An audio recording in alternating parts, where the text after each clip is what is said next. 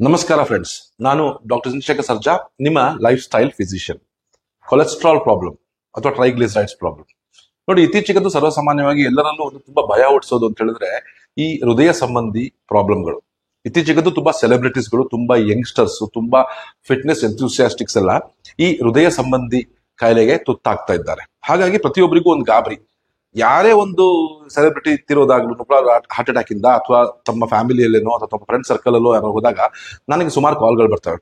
Doctor, ಈ ತರ ಸಣ್ಣ ವಯಸ್ಸಿನಲ್ಲಿ ಇಷ್ಟೊಂದು ಫಿಟ್ನೆಸ್ ಪೀಪಲ್ ಕೂಡ ಹೋಗ್ತಾ ಇದಾರೆ, ನಾನು ಒಂದು ಕೊಲೆಸ್ಟ್ರಾಲ್ ಚೆಕ್ ಮಾಡಿಸ್ಕೊಳ್ತೀನಿ, ನಂದು ಹಾರ್ಟ್ ಕಂಡೀಷನ್ ಬೇಕು, ಒಂದು ECG ಮಾಡಿಬಿಡಿ, ಒಂದು ಎಕೋ ಮಾಡಿಸ್ಬೇಡೋಣ ಹೇಗೆ ಅಂತ ಕೇಳೋರ್ದು ಸಂಖ್ಯೆ ತುಂಬಾ ಬರ್ತಾ ಬರ್ತಾ ಜಾಸ್ತಿ ಆಗ್ತಾ ಇದೆ. ನಾನು ಈ ಒಂದು ವಿಡಿಯೋ ಮೂಲಕ ನಿಮಗೆ ಮುಂದೆ ಬಂದಿರುವಂತ ಒಂದು ಉದ್ದೇಶ ಏನು ಅಂತ ಹೇಳಿದ್ರೆ, ನೀವು ನಿಮ್ಮ ಹೃದಯದ ಆರೋಗ್ಯವನ್ನ ತಿಳ್ಕೊಳ್ಳಿಕ್ಕೆ ಕೊಲೆಸ್ಟ್ರಾಲ್ ಎಷ್ಟು ಮುಖ್ಯ. ನೋಡಿ, ಇದುವರೆಗೂ ಎಲ್ಲರೂ ನೀವು ಕೊಲೆಸ್ಟ್ರಾಲ್ ಬಗ್ಗೆ ಕೆಟ್ಟದನ್ನೇ ಕೇಳಿದಿರಾ. ಈ ಕೊಲೆಸ್ಟ್ರಾಲ್ ಕೆಟ್ಟದಂತೆ, ಕೊಲೆಸ್ಟ್ರಾಲ್ ಇಂದ ಹಾರ್ಟ್ ಅಟ್ಯಾಕ್ ಆಗುತ್ತಂತೆ, ಕೊಲೆಸ್ಟ್ರಾಲ್ ಇಂದ ಹೃದಯ ಸಂಬಂಧಿ ಕಾಯಿಲೆಗಳಾಗುತ್ತಂತೆ, ರಕ್ತನಾಳಗಳಲ್ಲಿ ಬ್ಲಾಕ್ ಆಗುತ್ತಂತೆ ಅಂತ ಕೇಳಿದ್ರೆ. ಆದ್ರೆ ನಾನು ಕೆಲವು ಒಳ್ಳೆಯ ವಿಚಾರಗಳನ್ನ ಹೇಳಕ್ ಇಷ್ಟಪಡ್ತಾ ಇದ್ದೀನಿ ಈ ಕೊಲೆಸ್ಟ್ರಾಲ್ ಬಗ್ಗೆ.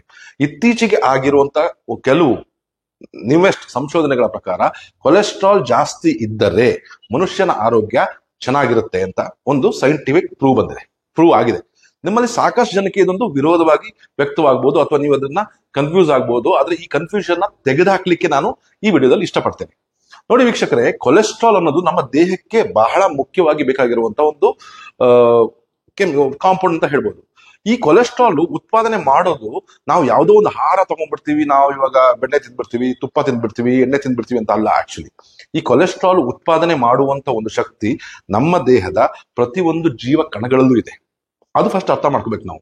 ನೋಡಿ, ಫಾರ್ ಎಕ್ಸಾಂಪಲ್, ಹಸು ಕೊಲೆಸ್ಟ್ರಾಲ್ ಇರುವಂತ ಆಹಾರ ತಿನ್ನಲ್ಲ, ಎಣ್ಣೆ ತಿನ್ನಲ್ಲ, ಫ್ಯಾಟ್ ಐಟಮ್ಸ್ ತಿನ್ನಲ್ಲ. ಕೇವಲ ತಿನ್ನೋದು ಹುಲ್ಲಲ್ಲಿರೋದು ಬರೀ ಕಾರ್ಬೋಹೈಡ್ರೇಟ್ಸ್ ಮಾತ್ರ. ಕಾರ್ಬೋಹೈಡ್ರೇಟ್ಸ್ ಅಂತ ಹೇಳಿದ್ರೆ ಸಕ್ಕರೆ ಅಂಶ ಇರುವಂತ ಆಹಾರಗಳಿಗೆ ನಾವು ಕಾರ್ಬೋಹೈಡ್ರೇಟ್ಸ್ ಅಂತ ಹೇಳ್ತೀವಿ.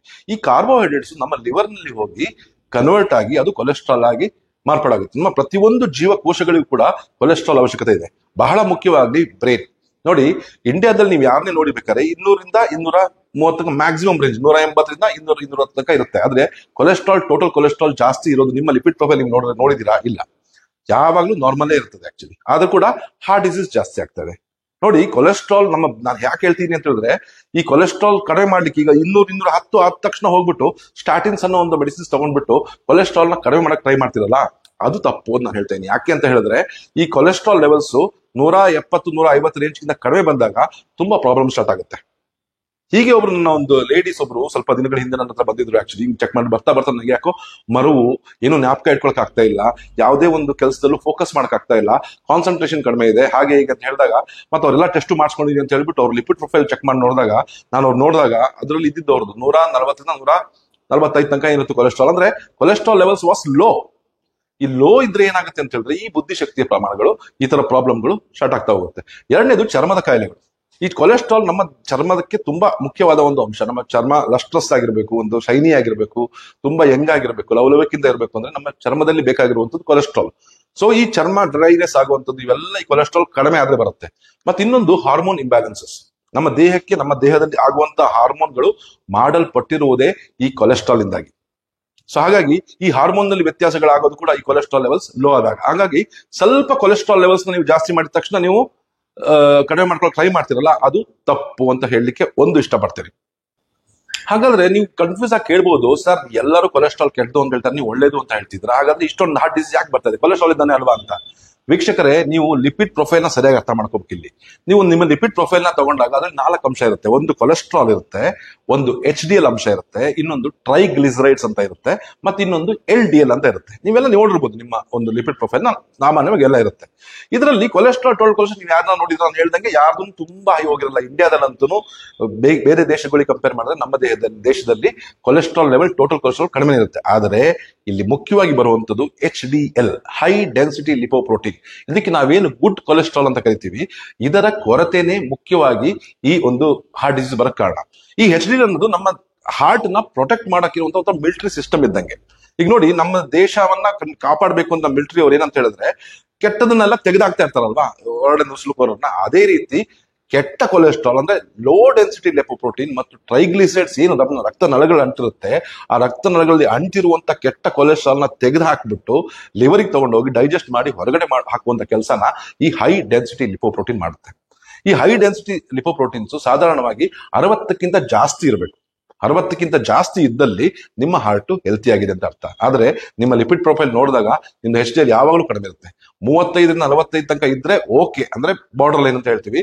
ಆದ್ರೆ ಸುಮಾರು ಜನರಲ್ಲಿ ಅರೌಂಡ್ 70% ಆಫ್ ಇಂಡಿಯನ್ ಪಾಪ್ಯುಲೇಷನ್ಸ್ ಅಲ್ಲಿ ಹೆಲ್ತಿಯಾಗಿ ಇರ್ತಾರೆ. ಅವರಲ್ಲಿ 35ರಿಂದ 40 ರೇಂಜ್ ಇರುತ್ತೆ. ಅಂದ್ರೆ ಇದು ಲೋ ಆಗ್ತಾ ಬಂದಷ್ಟು ಕೂಡ ಹಾರ್ಟ್ ಡಿಸೀಸ್ ಆಗುವಂತ ಸಾಧ್ಯತೆ ಹೆಚ್ಚು. ಹಾಗಾಗಿ ನಾನು ಹೇಳ್ತಾ ಇರೋದು, ಇಂಡಿಯಾದಲ್ಲಿ ಸಾವಿನ ಪ್ರಮಾಣ ಜಾಸ್ತಿ ಆಗ್ತಾ ಇರೋದು HDL ನ ಕೊರತೆಯಿಂದಾಗಿ. ನಾನು ಈ HDL ನ ಹೆಂಗ್ ಜಾಸ್ತಿ ಮಾಡಬೇಕು ಅನ್ನೋದು ನಾನು ನಿಮಗೆ ಈ ವಿಡಿಯೋ ಕೊನೆಯಲ್ಲಿ ಹೇಳ್ಬಿಡ್ತೀನಿ. ಅದಕ್ಕಿಂತ ಮುಂಚೆ 2 ತರ ಲಿಪಿಡ್ಸ್ ಅದ್ರ ಬಗ್ಗೆ ಹೇಳ್ತೀನಿ. ಟ್ರೈಗ್ಲಿಸರೈಡ್ಸ್. ಈ ಟ್ರೈಗ್ಲಿಸರೈಡ್ಸ್ ಅಂತ ಹೆಂಗ್ ಹೇಳ್ತೀವಿ, ಅದು ಕೂಡ ಒಂದು ಕೆಟ್ಟ, it's dangerous form of cholesterol is called triglycerides. ಇದು ನಮ್ಮ LDL ಕನ್ವರ್ಟ್ ಆಗ್ತದೆ, ಅಂದ್ರೆ ಕೆಟ್ಟ ಕೊಲೆಸ್ಟ್ರಾಲ್ ಕನ್ವರ್ಟ್ ಆಗೋದು ಜಾಸ್ತಿ ಇರುತ್ತೆ. ನಾವು ತಿನ್ನುವಂತ ಆಹಾರಗಳಲ್ಲಿ ಸಕ್ಕರೆ ಅಂಶ ಇರುವಂತಹ, ಕೊಬ್ಬಿನಿಂದ ಅಂಶ ಇರುವಂತಹ ಆಹಾರಗಳು ತಿಂದ್ರೆ ಟ್ರೈಗ್ಲಿಸರೈಡ್ಸ್ ಜಾಸ್ತಿ ಆಗುತ್ತೆ ಅಂತ ಅನ್ಕೋಬೇಡಿ. ನಾವು ತಿನ್ನಂತ ಸಕ್ಕರೆ ಇರುವಂತ ಅಂಶಗಳನ್ನ ತಗೊಂಡಾಗ ಲಿವರ್ ನಲ್ಲಿ ಅದು ಲಿಪೋಜೆನಸಿಸ್ ಆಗ್ಬಿಟ್ಟು ಟ್ರೈಗ್ಲಿಸರೈಡ್ಸ್ ಆಗಿ ಕನ್ವರ್ಟ್ ಆಗುತ್ತೆ. ಸೊ ಈ ಟ್ರೈಗ್ಲಿಸರೈಡ್ಸ್ ಕನ್ವರ್ಟ್ ಆಗಿದ್ದೆ ಮುಂದೆ ಹೋಗ್ಬಿಟ್ಟು ಹಾರ್ಟ್ ಅಲ್ಲಿ ಕ್ಲಾಗ್ ಆಗುವಂಥದ್ದು. ನಮ್ಮಲ್ಲಿ ನಾರ್ಮಲಿ 150 ತನಕ ಇರಬೇಕು ಟ್ರೈಗ್ಲಿಸರೈಡ್ಸ್. 200 ರೇಂಜ್ ಅಲ್ಲಿ ಇದ್ರೆ ಓಕೆ, ಆದ್ರೆ 300ಕ್ಕಿಂತ ಡಬಲ್ಕ್ಕಿಂತ ಅಧಿಕವಾದ್ರೆ ತುಂಬಾ ಡೇಂಜರ್ಸ್, ತುಂಬಾ high risk for the heart ಅಂತ ಹೇಳ್ತೀವಿ.